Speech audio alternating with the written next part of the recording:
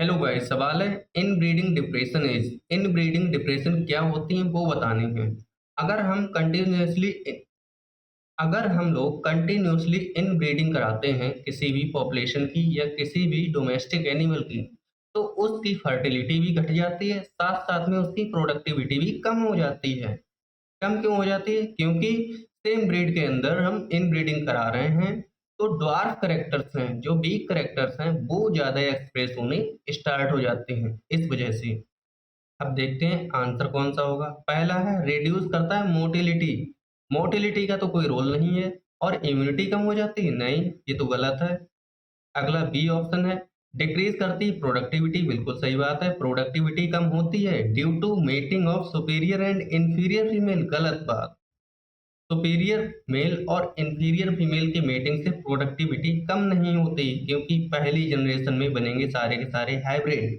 इस वजह से प्रोडक्टिविटी कम नहीं होती, ये गलत हो गया। अगला है decrease in body mass. Body का मास कम हो जाता है। और प्रोजनी, जो प्रोजनी हो रहा है उसकी बॉडी का मास कम हो जा रहा है due to continued closed inbreeding. हाँ, पॉसिबिलिटी है, मास उसका कम होने लगता है क्योंकि वो ड्वार्फ हो जाता है। ड्वार्फ कैरेक्टर या रेसेसिव कैरेक्टर ज़्यादा देखने को मिलते हैं।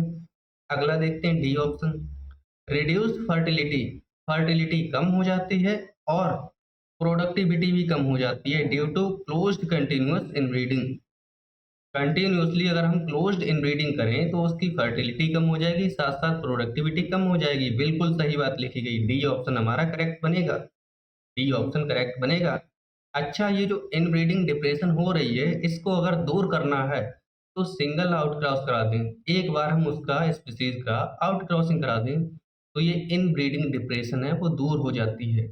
या चाहे हम आउट ब्रीडिंग करा दें तब भी इनब्रीडिंग डिप्रेशन दूर हो जाती है। Thank you.